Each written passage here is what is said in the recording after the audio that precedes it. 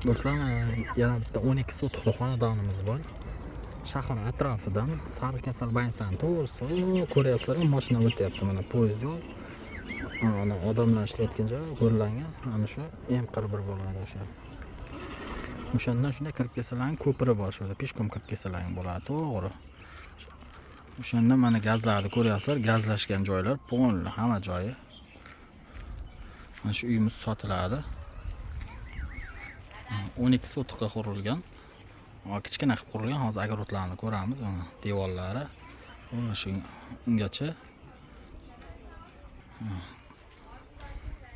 kirib ko'ramiz hozir.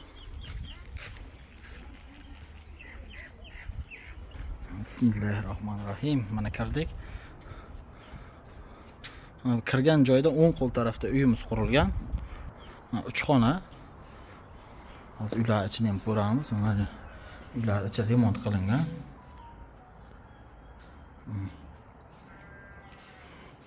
Ataplenalari isiydi. Gazni ko'rlaring, gaz yaxshi. Mana yerda hovuzi bor. Keyingi uyni ko'ramiz.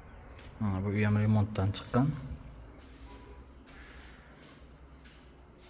Remont bu narsa qilyapmaysizlar, tayyor uy. Shahar atrofidan uy so'raganlarga hop hovlisini ko'ramiz. Mana hovlimizning ko'rinishi. Katta hovli. 12 sotix. Mana bu yoqda ham bitta xonamiz. Mana ozgincha yana ta'mirlab olsa bo'ladi. Hatto amlari aboylar ko'chib qolgan ekan. 3-xonamiz bu. Mana bu yoqda hovuzi bor. 6-7 tonnalik hovuz. Oshxonasi, mana konditsionerlar turibdi.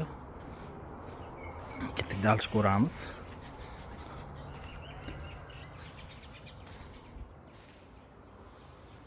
Mana. O'tiradigan joy qilib olsalar bo'ladi. Yo'qni kuxnya qilib.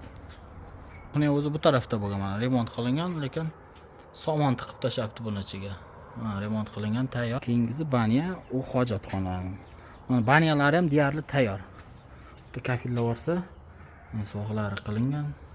Tepada patologlari, mana eshiklari, suv montajlari hammasi mana o'tgan, tayyor. Mana u gaz bilan isiydi. Gaz zo'r. O'riklari bor, o'rik pishyapti mana.